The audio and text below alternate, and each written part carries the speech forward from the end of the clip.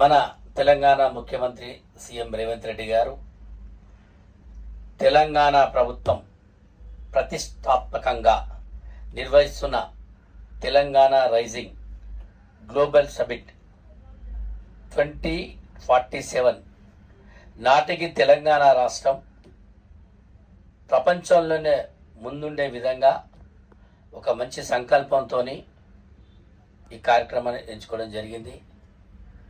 కనుమరుగైన football క్రీడను సుమారు 98 దేశాల్లో ఆడే ఫుట్బాల్ క్రీడను వెలుగులోకి తేవాలని ఒక మంచి సంకల్పంతో రేపు 13వ తారీఖున ఉప్పల్లో జరిగే ఫ్రెండ్లీ మ్యాచ్కు మరి ప్రముఖులను ఆహ్వానించడం,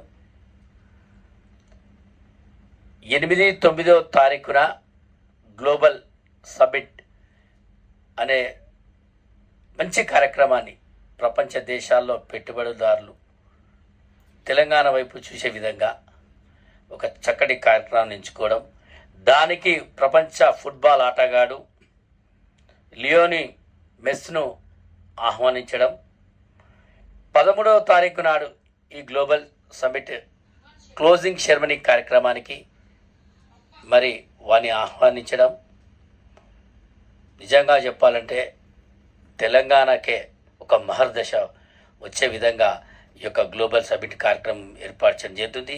దీనికి యావత్ తెలంగాణ ప్రజలందరూ సీఎం రేవంత్ రెడ్డి గారిని అభినందించాల్సిన విషయం ఇది.